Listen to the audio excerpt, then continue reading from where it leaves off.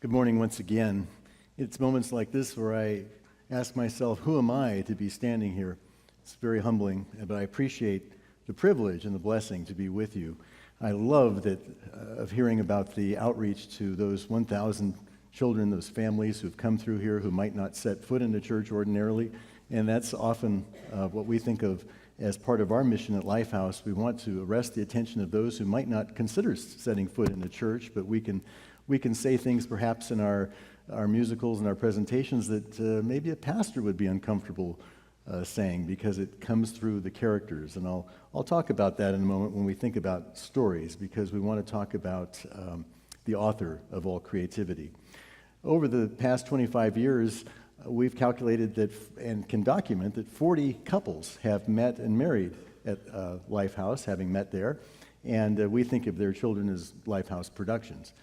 But we have a lot of fun with that. But we are a multi-generational, multicultural, interdenominational company, and we appreciate being able to major on majors. We're sort of 1 Corinthians 12 in action, where each part of the body contributes to the whole, but no one of us can do it alone. It requires the Lord to work through us and do something greater than any one of us can accomplish.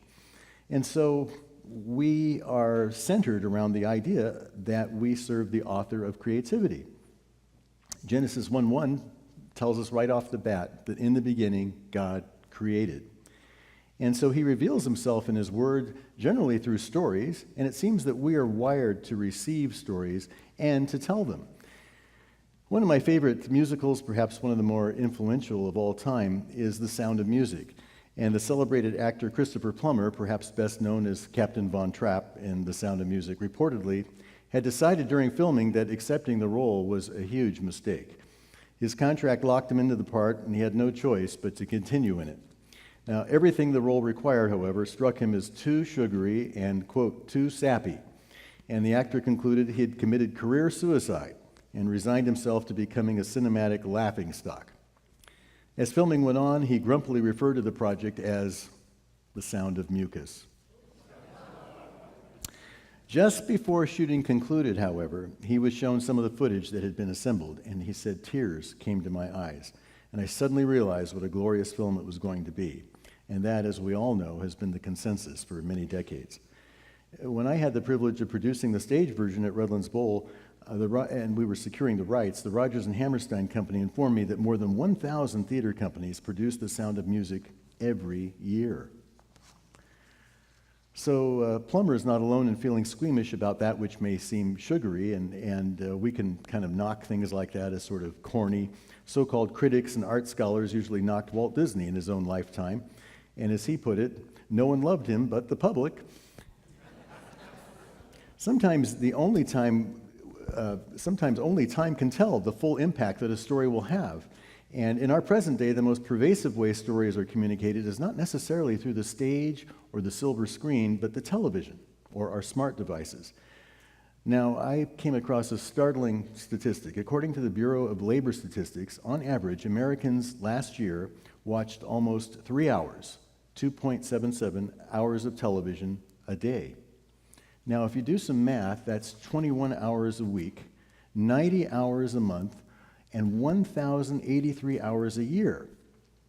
Now, that's a little abstract, so when you do a little more calculating, you realize that we're spending about 45 full 24-hour days out of the year watching television. And I was thinking about that, and I thought, oh, that can't be me, but then the more I thought about it, the more I realized guilty as charged. That's a staggering statistic. 45 full 24-hour days, a solid month and a half of television.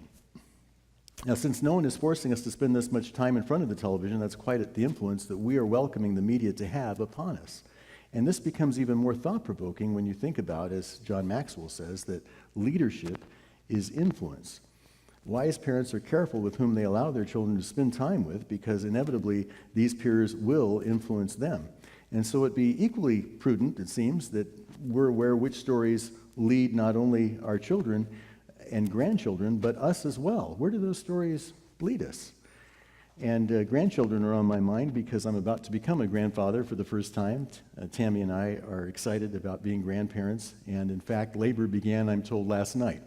So one never knows what's around the corner, but we're very excited. And so what happens to the future generations and how they receive stories? What stories are they going to hear? And what stories are we going to tell based on the author of creativity?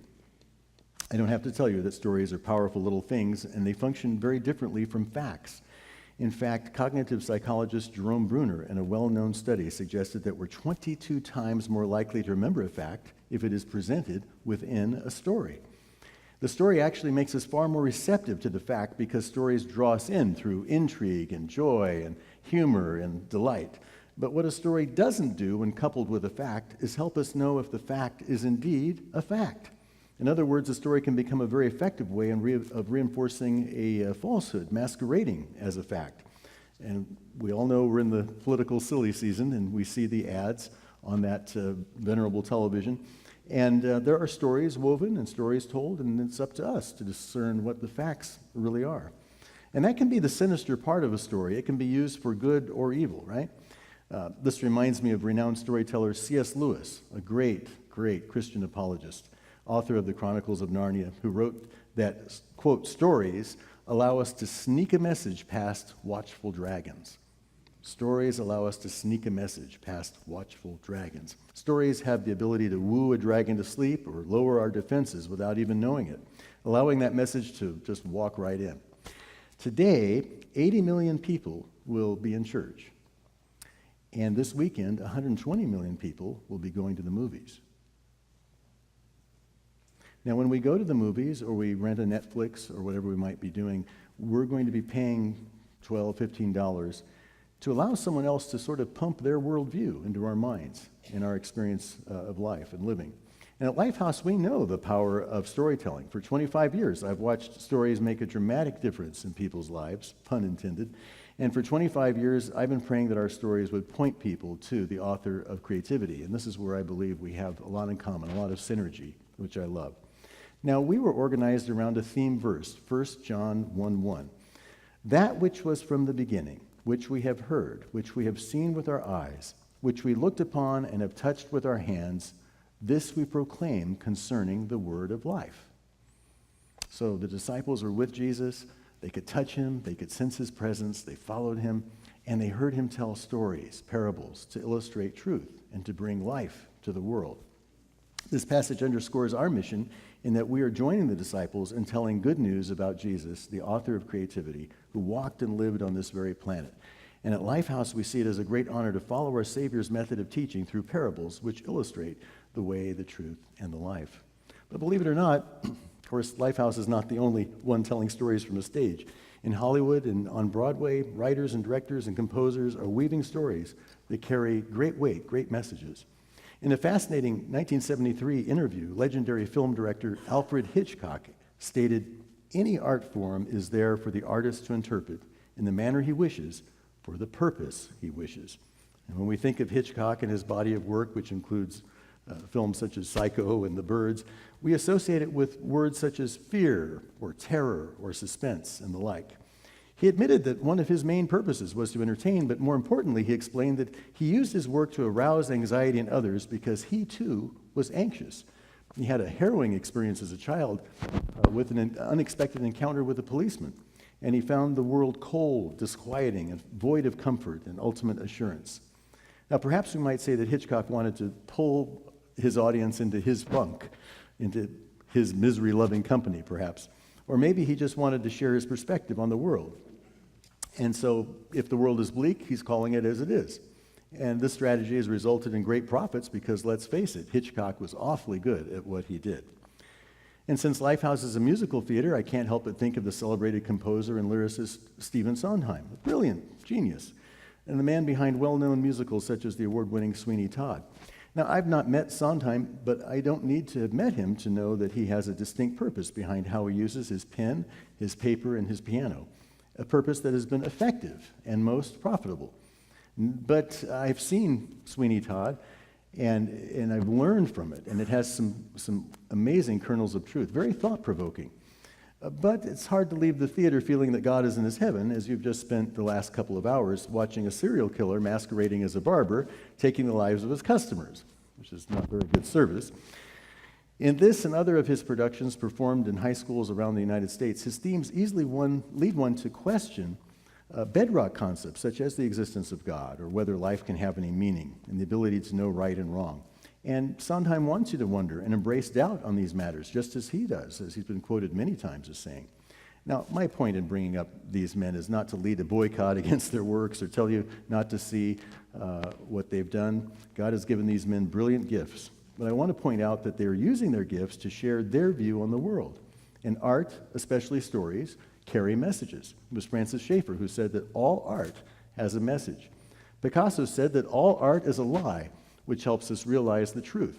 And we experience that on stage at Lifehouse. We have scenery, which is phony edifice, and we have costumes. We're playing things that we're not, and more often than not, the story is fiction, so it's a lie. But hopefully the message is woven in, because all great art has messages, and that sneaks in, and hopefully it's a positive one. Let's not forget also that Hitchcock and Sondheim are evangelists too. And not all of what they have produced has caused me concern, but their films are parables, their works are parables, sneaking messages past our defenses, if we're not careful. Now, these artists are not necessarily the enemy, even if their perspectives may be contradictory to our own. The real enemy is the enemy, our unseen enemy, Satan, of course. And, of course, we can just imagine that one as crafty as him would choose to use the powerful medium of story. It was a story that he told Eve in the garden when he asked the simple question, did God really say that? And the simple question invoked a story, the story that God may be hiding something good from them. So as a Christian, I think the answer is not to run from sinister stories, but to counter them by telling redemptive stories. In the marketplace of ideas, allow people to experience them and choose. In different words, I think we need to fight fire with fire artistically. If our God is the author of all things, including creativity, then he is the author of the story. Christians of all people can feel confident to use the story, not as a weapon to unleash on people, but as a way to join the marketplace of ideas that is alive and well on Broadway and in Hollywood. I think we deserve a seat at the table where the grand conversation of life's issues is being held, that we can address those questions. Who am I? How should we live? Where are we going? What's the meaning of life? Now, fighting fire with fire takes resources, and through the past 25 years, I can attest that God continually raises visionary people who are eager to support what we're trying to do. And by making Lifehouse a mission project, you are these visionaries that God has raised up, and we deeply, truly appreciate that. But you may be thinking, besides supporting something like Lifehouse Theater, is there another way that I can join this mission of fighting fire with fire? And I think so. First of all, we can share our stories. I was recently looking at First Congregational's website. It's a beautiful website. And I came across your pastor's sermon on September 23rd called Sharing Our Story. Our Stories Have Power. Well, of course, that title grabbed my attention. And I watched the entire message, and as well as several others, really appreciate his ministry. And in his engaging message on September 23rd, Dr. Davis offers some practical tips on how we can share our stories of redemption. And one thing I really liked about his advice was that he challenged us to share our stories with a particular audience, an audience who really longs to hear our story, our children and our grandchildren. And as about to be a grandfather, I'm excited to see what I might be able to pass down to the next generation. It's a girl, and her name is Isabella, by the way. We're very excited. Well, I wholeheartedly agree with Pastor Steve. When we share the message of Jesus and how he's impacted us, we are fighting fire with fire. And when you share that Jesus rescues us from our sin, you're battling the messages that others may be hearing on television that say we're just fine the way we are. Or when you share that God has helped you see that we do have purpose in a fallen and broken world, you're launching missiles against the popular message that our world is meaningless. And of course, Dr. Davis was not implying that we should only share our stories with our children and grandchildren. We can share them wherever we are. God has called some to Broadway. God has called others to Hollywood. He's called me to 1135 North Church Street here in Redlands. And also elsewhere. I have a life apart from Lifehouse, and I meet and encounter people all the time. And we're living examples of what we believe. The second thing we can do is to share the stories of the saints. We have the best stories. We have Moses and David and courageous Esther and loving Ruth and Joshua and Joseph and our Lord and his stories and the Acts of the Apostles and so many redemptive stories. And there's no reason why we can't share these stories with others. Just last week, one of our veteran performers shared with the cast of our current show, My Fair Lady.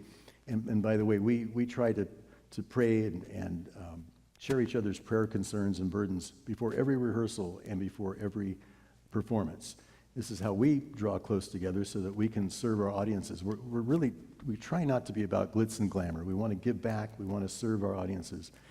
But this veteran performer said that the first Lifehouse play he ever saw was The Hiding Place, which is that powerful true story of Corrie ten Boom and her dramatic rescue of Jews during the dreadful Holocaust period.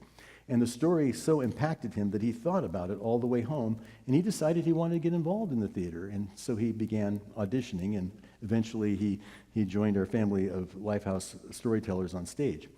So this reminds me that wherever God works, there will be a story, and that story is ours to use in the service of Christ. When Paul is addressing the Corinthians about their unhealthy preoccupation with the dramatic and powerful speakers of the day, what we might consider ancient Broadway, he tells them, "So let no one boast in men, for all things are yours, whether Paul or Apollos or Cephas or the world or life or death or the present or the future, all things are yours, and you are Christ's, and Christ is God's." Throughout all of human history, God has been weaving brilliant stories of redemption, some captured in Scripture and some not.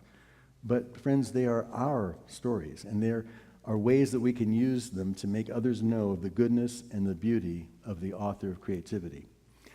The great storyteller Leo Tolstoy, author of War and Peace and other great classics, said that everyone wants to change the world, but no one thinks of changing himself. And one at a time, we can start changing in our corner of the world the view that people may have of the author of creativity by telling them positive stories. We all have a story.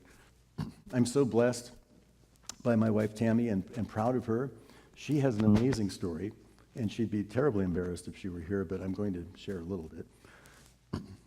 At age 15, she was essentially homeless. She was thrown out of her home. She was semi-literate and walking the streets of Yucaipa, looking for places to stay.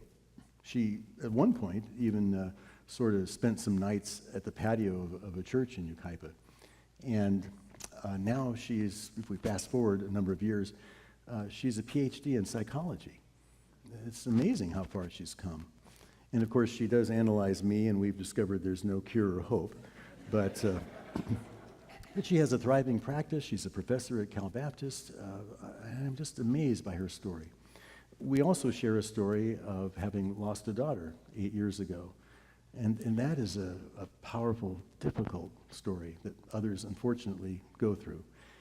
And so we're trying to figure out, how do we work through that? That's a story that could have a tragic, terrible ending in and of itself.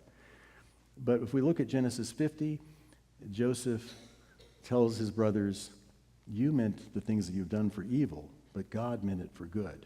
And we can hardly understand that, how God can weave things to where that which seems evil can be turned to good, but only God can do that.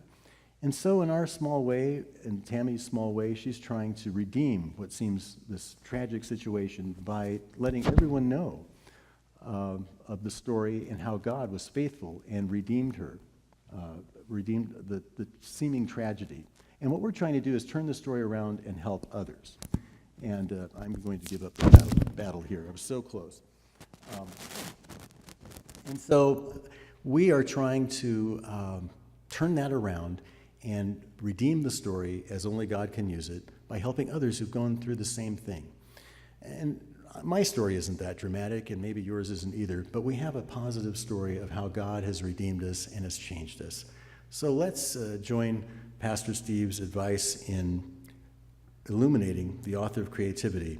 And when you do, when you tell these positive stories of redemption, you're joining us in our own mission to glorify the author of creativity. Amen.